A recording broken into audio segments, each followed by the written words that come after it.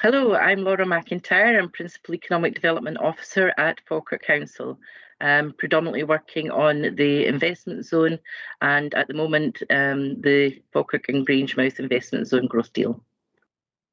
I'm going to be talking to you today about the Falkirk and Grangemouth Investment Zone Growth Deal project and the opportunities that will be available within them. The Falkirk and Grangemouth Investment Zone aims to attract public and private finance and funding to the Falkirk area. The Growth Deal provides funding for infrastructure projects and stimulates economic growth.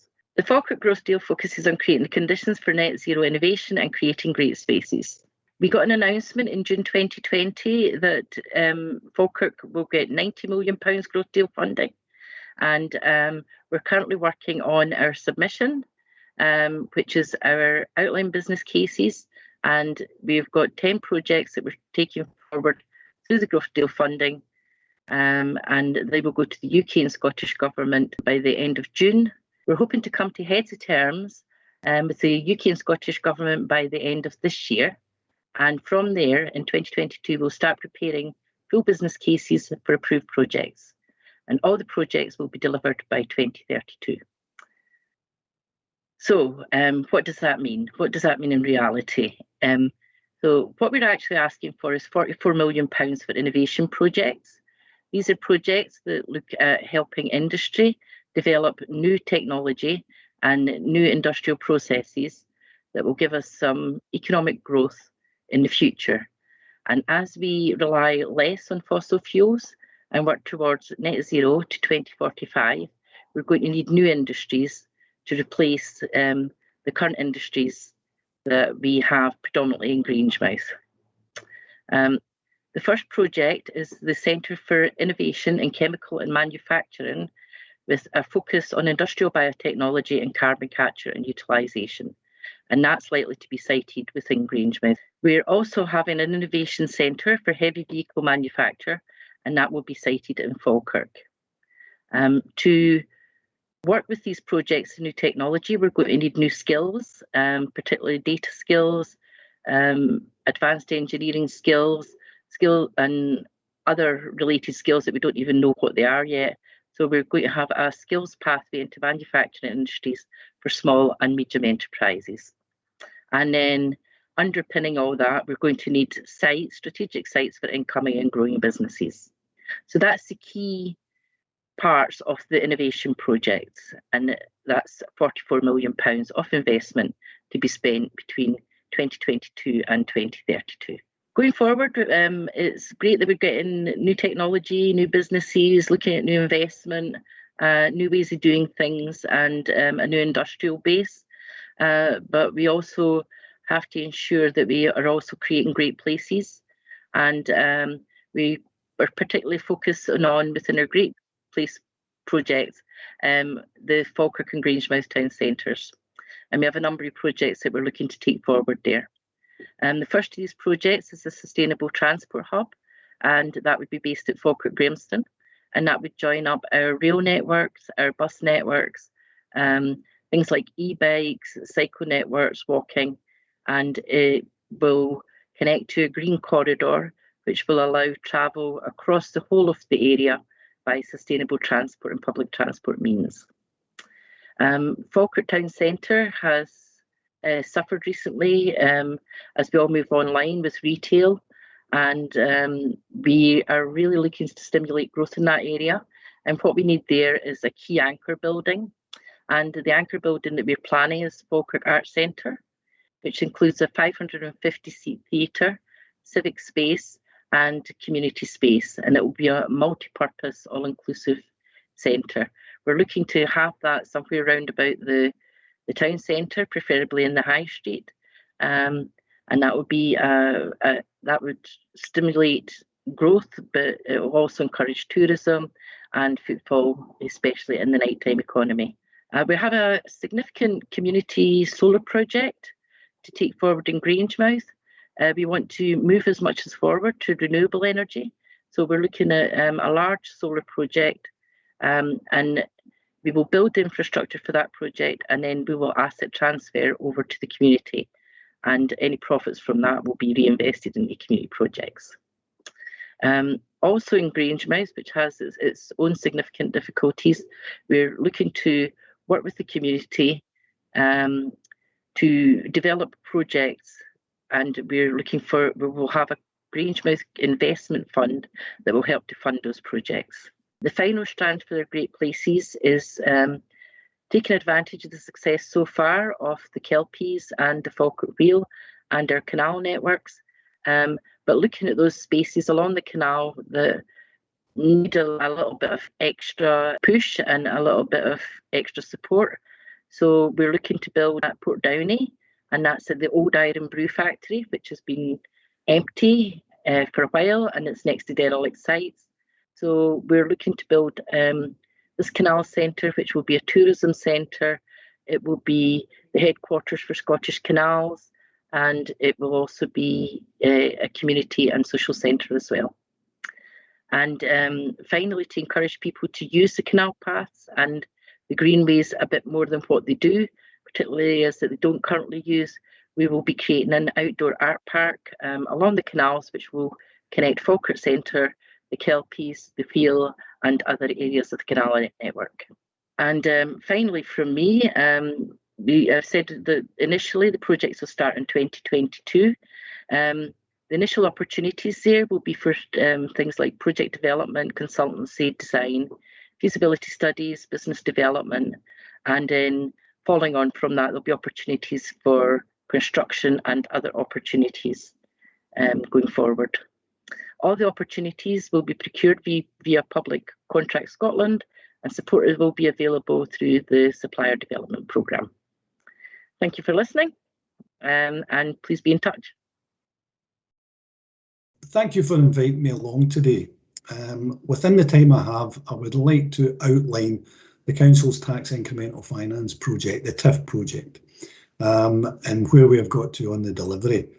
Focus on infrastructure projects that are likely to start over the next 2 or 3 years, and in particular the Westfield project, as it's one of the main projects and very important to us, and we're looking to deliver over the next 2 or 3 years. Also, at the end of the presentation, I would like to just run through the Council's Housing Investment Programme. It's also an important project and very relevant in this forum. So, in relation to TIF, TIF is a major initiative started in 2013, covering 25 years, brought forward by Falkirk Council in partnership with Scottish Government and Scottish Futures Trust. The principles of the project is to borrow through the Public Works Loan Board for infrastructure, delivery of infrastructure around red line development sites, TIF development sites. So in providing the infrastructure, and it helps unblock the delivery of these development sites and attract developer interest to the sites. From those developments that happen thereafter, the non-domestic rates coming from that is then utilised to pay for the infrastructure. So that's the principle of TIF. The actual projects that we're looking to deliver, the infrastructure projects, include Junction 6, Earlsgate. That was delivered and completed in 2014. The other projects are Junction 5 on the M9 motorway, which is very similar to Junction 6, and road improvements and traffic signalling works. One of the main projects that we're looking to target is Westfield Roundabout and infrastructure, and it's kicking off in 2022. So I'd like to go into a bit more detail on that further into the presentation, but the balance of projects that we're looking to deliver include Avon Gorge upgrade, 2024, and Grangemouth Flood Protection Scheme. Both of those require more time as their third-party involvement in the delivery and funding of those projects, so they'll take a bit longer to kick off. So the TIF programme itself, we're anticipating a £95 million spend on the TIF programme, and from that looking to lever in an additional £426 million of infrastructure spend. From that, in relation to the development sites, we're looking to attract £400 million investment, 400,000 square metres of commercial development on these sites and hopefully attracting around 6,000 new jobs to the area. So that's a target for the TIF project that we're looking to do, very ambitious, and hopefully it'll be delivered over the 25 years of the project. As I say, I'll go into a bit more detail in Westfield.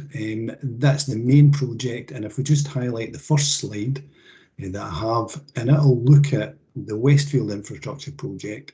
It's central, it's in the Westfield roundabout, and it includes infrastructure coming from the Westfield roundabout, connecting up to the M9, up towards Falkirk Town Centre, along towards the Helix and towards the stadium. The Westfield roundabout itself is close to and beyond capacity. There are around 50,000 vehicles a day go round that roundabout, so it's a very, very busy roundabout, and that's only going to grow. We've got development happening around that roundabout at the stadium, the Helix. There's a development site neighbouring the roundabout, the Gateway development site, that we're looking to attract commercial development. So a lot of growth potential, and we're at capacity already on that roundabout. So it needs expansion, it needs additional infrastructure work. So we're looking to develop the road improvement works, including dual carriageway on each of the routes coming off the Westfield roundabout, traffic signalling system, dedicated left turn lanes coming from the Westfield roundabout, and 2 new roundabouts as well as Westfield at Middlefield and West Mains. So significant improvement works around that area that will increase the capacity and the efficiency of traffic movements along the A904 corridor in that area, and improving and benefiting the local road network. In addition to the infrastructure works around Westfield, we're also looking at a very unique pedestrian cycle bridge over the Westfield roundabout. So this is effectively going to remove the pedestrian cyclist away from the vehicle traffic, so away from the conflict. This is going to be the #1 choice that we're looking at as the way to deal with the health and safety issues, also to attract modal shift to pedestrian and cyclists. This is going to attract more cyclists to the area and be a safe route through Westfield. It's also recognised that a bridge structure, this type of iconic bridge structure, is going to be a gateway feature to the Falkirk area, to the Helix, to the stadium, and to the Gateway development proposals. It's a quality of place that we're developing. It'll build on the transformational change offered by the Helix and the Kelpies, create a quality environment for pedestrians and cycle movement in the area. In relation to design development, we are at a stage where we've had the public consultation event held in October 19. Planning application is submitted in November 2020, and hopefully determination by the end of this year. So look forward to see it physically on the ground. A very impressive development when it's finished. On a separate, smaller enabling works, we completed the EV hub, the electric vehicle hub at the Falkirk Stadium. The Cabinet Secretary for Transport performed the first dig there on the 24th of June 2019. The works were completed very recently. It's a very, very busy charging point in the area. We're looking at 156 bay solar canopy servicing 26 EV charging points and an energy storage area. So it's the start of the council's expansion in electric vehicle charging provision in the area. So an exceptional project, smaller one, but still very important. So in relation to TIF, in conclusion, I mentioned the principles of TIF is to look at building on the necessary infrastructure that will help unblock development potential on red line sites. So I went over the infrastructure projects, going on to an example of a development that's taken forward and has been accelerated because of TIF. We're looking at Abbotsford Business Park as a good example. The council invested £1.3 million in workspace units there, but also through TIF invested in the upgrading of 3 roundabouts connecting up to Abbotsford. Now, that upgrading works done through TIF would have been a requirement under Section 75 agreement for any developer interest in Abbotsford to carry out those works or pay for a contribution towards carrying out those works. So that removal has helped attract and accelerate development on Abbotsford Business Park. We now have Springfield developments, already 10 small industrial units on site, and we've got other developers interested in some of the other plots on Abbotsford. So that shows a clear example of how the TIF principle works. Since the TIF project started in 2013, the TIF Red Line sites have seen 108,000 square metres of new development, bringing in new companies to the area and employing 1,400 staff. So the new developments in place include the Asda distribution depot at Earls Road and a number of new developments at Forth Port site and Ineos site, including the new Ineos HQ. And their proposed extension to that HQ is under construction at the moment. So significant work underway already, and we're at an early stage in the infrastructure provision. So that's TIF. It's moving forward, very successful, seemed to be the most successful tax incremental finance project in Scotland. So moving on, I mentioned at the start that I would just run through quickly the housing investment programme. So just going through that, Falkirk Council is a landlord to 16,500 houses and is required to develop a local housing strategy. Key priorities for the housing strategy is supply of housing is increased, create sustainable communities and improving housing conditions. The 5-year investment programme a new one is put forward this year and provides the delivery vehicle for this. Two elements to the project include fabric improvements to the existing housing stock, including re-roofing, rough casting, kitchens, etc. The other element is looking at additional housing and new developments. We're looking at 11 new developments, 623 new homes. They've already started 3 of those developments. So in relation to procurement terms, if you're interested in this type of work, then the Public Contracts Scotland is the procurement route, and it's recommending registration under PCS for direct or subcontracting opportunities. So that's my presentation. Thanks for listening. Thank you. Of this event today, and I would like to welcome you all to the Falkirk Growth Deal question and answer session.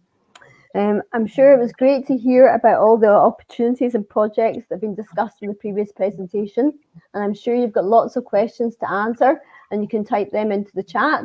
I'd also like to highlight today we have a poll running, so you can tell us how you feel this session is supporting you and being encouraged to bid for public sector opportunities. So before we go on to answer the first question, I would just like to introduce our panel today. And I'm going to start with Colin and ask him to introduce himself, please. Yeah, good afternoon.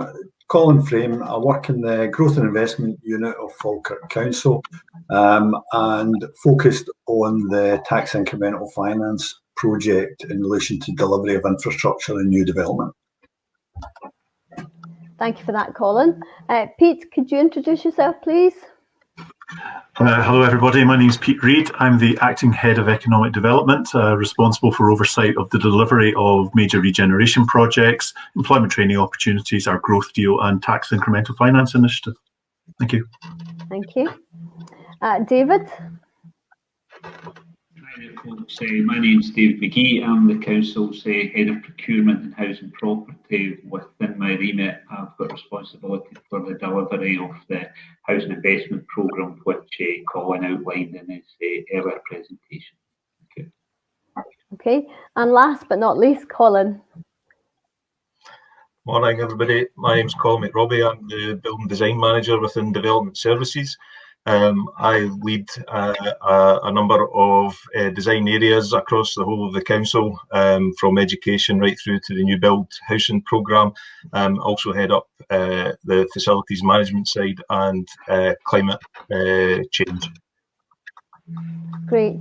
Well, thank you very much, panel, for joining us all today. As you will see, we've got a great range of experience here. So we're going to start taking some of the first questions. I'm a startup, and if an awarding authority is asking for 3 years accounts and you haven't been trading for 3 years, how do you get around this problem? So I think this is probably a question for our procurement colleagues on here. David, would you like to pick up on that one? Yeah, I can start. I suppose we don't necessarily have a prescriptive requirement for accounts. Obviously, we can look at other angles as well in terms of the business as well to assess. So I would just encourage startup businesses to be in contact with their procurement team directly with any information they have, and do that out with necessarily a direct procurement. Just make contact and we can guide them through what additional or further information that would be best help them to participate in any forthcoming procurement. It's better to do that out with a direct procurement process would be the best advice possible. Okay, thank you for that. Colin, do you want to add anything to that? Just similarly to echo what David said, is not all of our requirements go out as a distinct requirement on turnover of a business. We've quite often used a credit score scenario for that very purpose, and I know that's a model that procurement tend to use on their own procurements, and it's something that we have been using ourselves within the building design unit. Okay, thank you very much for that. Right, our next question is about business support. What business support is out there? I mean, obviously I'm Programme Manager at the Supplier Development Programme and we offer free tendering support, but perhaps Pete, you could tell a bit more about what's available from Falkirk? Yes, of course. I mean, we offer an extensive range of business support to local businesses in the Falkirk area through Business Gateway, and my first recommendation would be to contact our business advisors at Business Gateway, who will be able to support you and also signpost you to relevant support that you might need, including, for example, that question around not having the 3 years worth of accounts or whatever. That our business advisors are here to help and support businesses. We also work very closely with businesses and signpost them towards the Supplier Development Programme as well, and how you actually access procurement. And I think those are two key areas that I would strongly recommend that that any business looking to engage with us or get support from us goes in the first instance. And I'll be happy to pass details on contacts, etc. How you find out more information through Business Gateway, especially in Falkirk Council. That's great. Colin, have you got anything more you would like to add to that? No, I think Pete covered it. Ultimately, it's Business Gateway going through them, taking their advice and guidance in the process. Okay, thank you for that.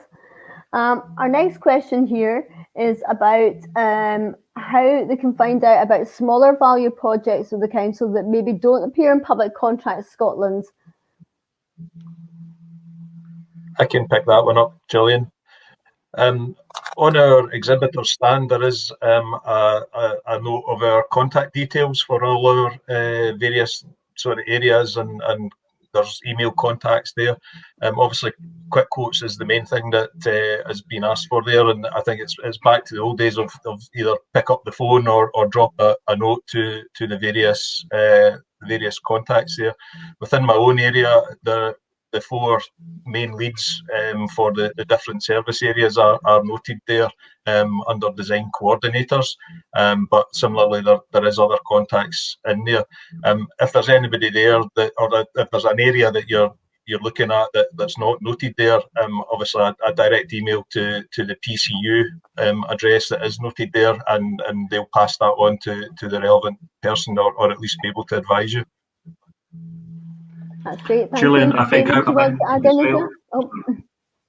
Yeah, sorry, over talking you. Yeah, maybe just to add to what Colin said there, we would just encourage any business to register on PCU or PCS, sorry, in the first instance, and that way it allows us as officers to check who's available for quotes and particular low value ones.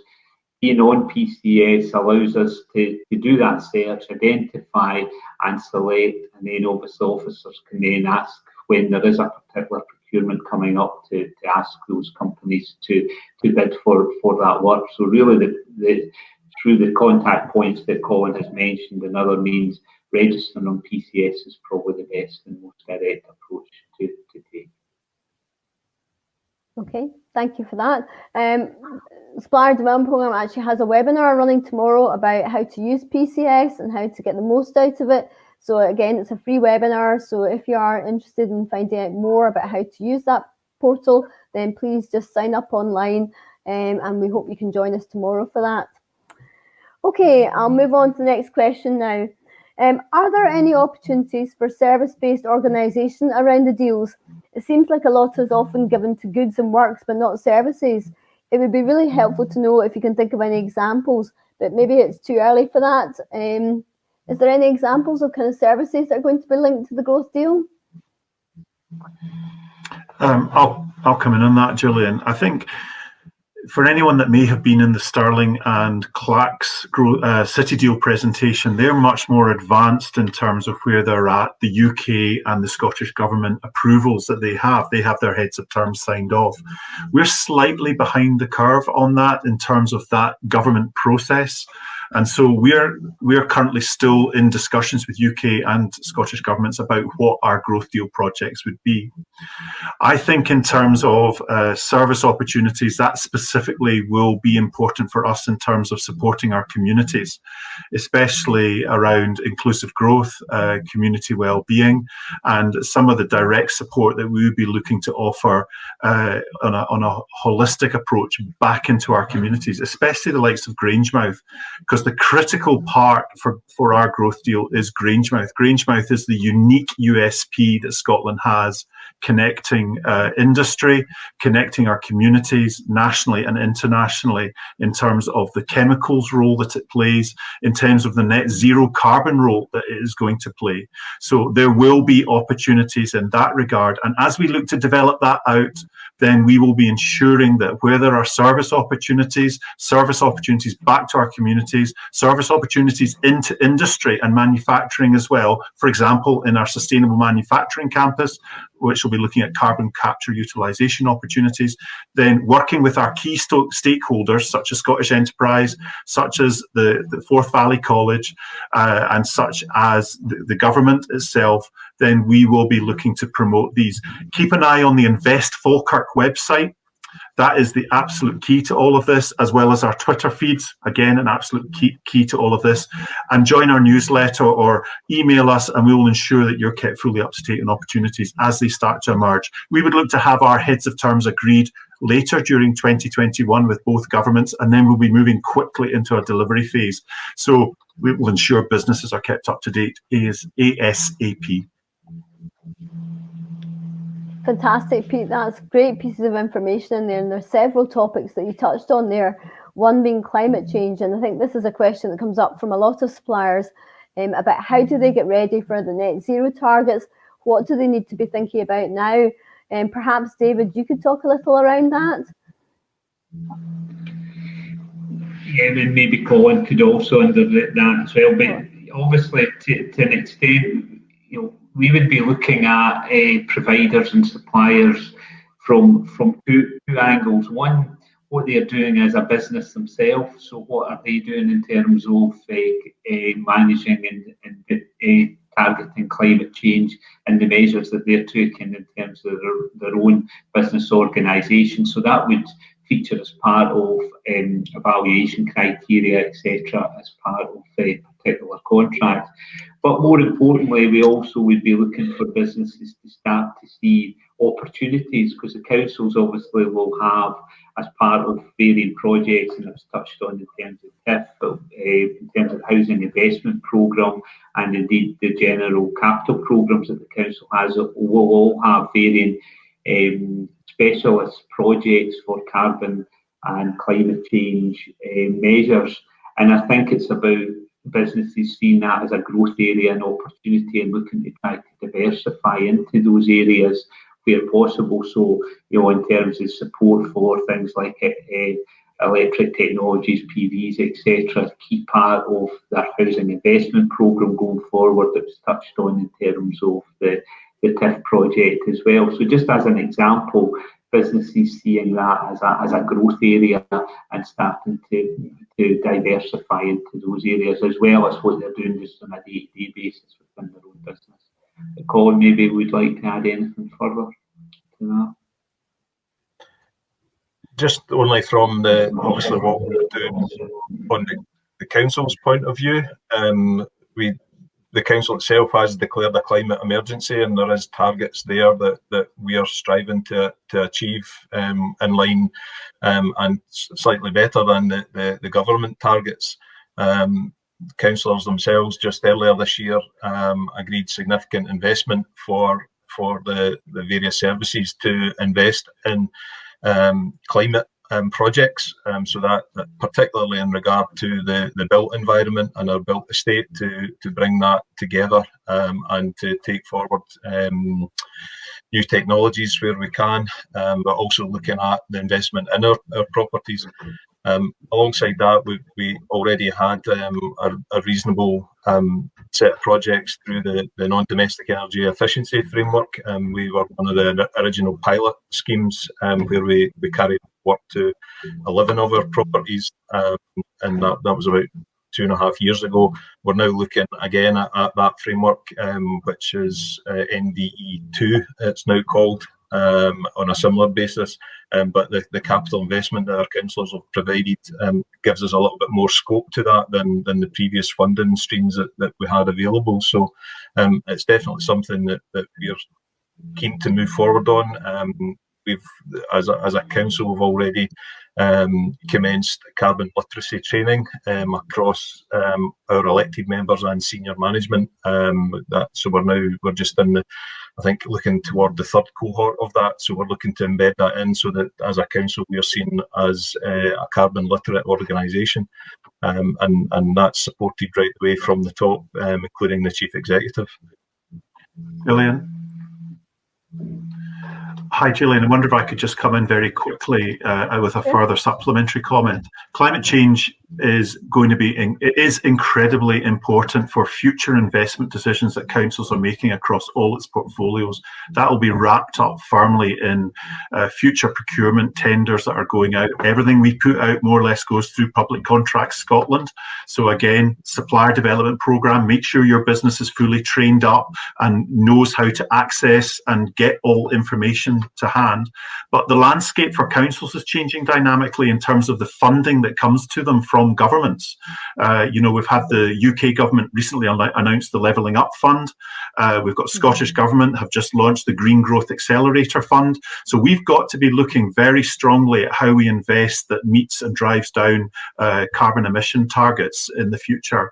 And I think that is going to be firmly wrapped up in our growth deal bids. And looking at some of the questions that are coming in, there's some really, really good questions coming in, but looking at sensor technology, looking at revenue streams where councils can look to make savings through new innovative technology. If anybody's got queries around these, I would suggest these are directed first of all through our procurement team, and we work very closely with our procurement team, so our procurement team can hub those out to us to get responses back to businesses. That's great. Thank you very much for that, Pete. And I agree with you totally. It's such a big topic at the moment. And we wish to ensure that businesses are fully up to speed with this. And the Supplier Development Programme are looking at how we can include some carbon plans within our course materials, etc., and working with the likes of Zero Waste Scotland and other organisations to help support suppliers understand the requirements that will come out of this. Gillian. One other question, yes. Sorry, just very quickly, just picking up on a comment that's come through there. The role of Grangemouth can't be underestimated, and future opportunities that will come out of it as it moves to a net zero industry. And we are working closely with the northeast of Scotland. We're working closely on projects like Sneezer and Sneezy. I'm not going to say what they are now, and it's nothing to do with the Seven Dwarfs. But we're looking at bids, collective bids that we're putting into UK government. The landscape is so dynamic and so changing. Please do stay in touch with us as how Falkirk Council's role in that. We're at the table on the Grangemouth Future Industry Board with Scottish Government. We're at the table on a lot of things with industry as well. So please do stay in touch with us to stay updated on what's happening around these areas. Yeah, I think that's the exciting thing about growth deals. It offers so much opportunity for economic recovery and for businesses. And it is about a partnership. It is about working together with businesses coming forward and putting forward their innovative ideas, and councils being able to understand what that offering is. So I think events like today do help connect the buyers with the suppliers and to help take this forward. So just moving on to another question I have here is, and this was a question that was asked in one of the earlier sessions, is what is the threshold for a direct award before going out to quick quote and PCS? So perhaps you can touch on that, David, about what your thresholds are. We have within our contract standing orders split thresholds between what we would term as works, what types of contracting, and others that would be sort of goods, services and general supplies. So in terms of goods, services and supplies, the threshold effectively is really anything above £1,000 up to £50,000 would be where we would be looking to quick quote, and thereafter we would be then looking to use PCS as a full-blown open tender beyond 50,000 for works. Generally, the works contracts wouldn't be below 1,000, but obviously to an extent it goes up to 250,000 for quick quotes. That's been recently increased, and I think that gives us increased flexibility within that scope. So up to 250,000 would be the threshold whereby quick quotes would be used for works type arrangements, and then thereafter anything above 250 would be then a open tendering arrangements, again using PCS. That's great. Thanks, Colin. Is there anything more you would like to add to that?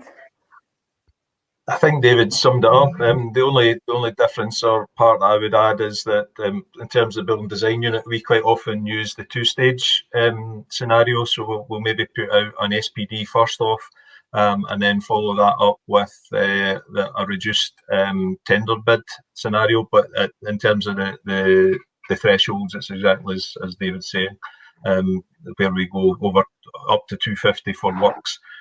In my area, obviously, some of the FM services, we tend to go on the belt braces approach, where we don't consider it works because it is maybe maintenance and servicing, etc. So for those, we fall back to the general European thresholds and Scottish procurement journey thresholds. So we would tend to put out open notices on those more often, and again through Public Contract Scotland. Okay, thank you very much for that. That's great, Colin. There's a question here that's come in saying how many suppliers are asked to tender through quick quotes for each tender? David, would you like to say how many you normally invite? Again, we would generally work on a rule of thumb of a minimum of 3, and within the 3 we would seek to have officers select a minimum of 1 local company, and we use local in its widest sense, but primarily those based within the Falkirk Council area where they are available. So that's a particular requirement that's specified for quotes. And if there is a local company, and I'll go back to my earlier answer around registering on PCS, if you're on PCS, we can, through the selection process, identify and select within the parameters of 3, but we may select more. It just depends upon the nature and the type of business opportunity that's there in the quote, and if there is more, we would seek to try and do that as much as possible to widen the competition. But I think the point I would like to emphasise is where possible, we would look to select and encourage businesses locally to be part of that exercise. Gillian. Yes, I would absolutely reinforce that point. We do, as a minimum, try to ensure that we've got 1 local company. We try to maximise local companies, but sometimes that service might be specialist. And if there isn't a company in our area, then we may need to look out with the area to support us in that. Yeah, and I think this just highlights how important it is for businesses to get in touch with the council and to make sure they're registered on Public Contract Scotland and filled out their supplier finder profile, so that you're aware of what organisations are out there in your local area and in the wider area to be able to deliver these services. I think we've got time for one last question, which says, one of the best ways to achieve net zero is to repair and reuse our current possessions and assets. What resources are Falkirk Council proposing to use in order to achieve this? I can try and pick up on at least some of that, Gillian. Some of what I mentioned earlier. So in our most recent budget, the councillors agreed to a 10 million spend in regard to climate projects. Now that's that was over 5 years. That's particularly a capital investment, and as I mentioned, it was about investing in our properties. So it's not necessarily just about the renewable technologies, but probably more on a fabric first basis, so that we can invest in the properties to bring them up to a correct standard before we even try to put in some of the renewable technologies. Alongside that, there is an ongoing piece of work happening for us called the SPR, Strategic Property Review, where as a council we are reviewing all our services and all the properties involved in that to try and reduce our estate, to provide more functional services and multi-use properties. So that's ongoing at the moment as well, and that will feature into that too. Okay, that's great, Colin. Thank you very much for that. So we're nearly at the end of our session today, and I would just like to say a big thank you to all our panellists who've taken part today. And I do hope you've found some interesting information from the frequently asked questions session. This video will be available online, so you will be able to come back and revisit it and share it with your colleagues for any further information. And I do hope that you do take some time to go along to the Falkirk stand, introduce yourself, find out about the opportunities, and make the most of today. I'd just like to say thank you very much for participating in this session. Thank you.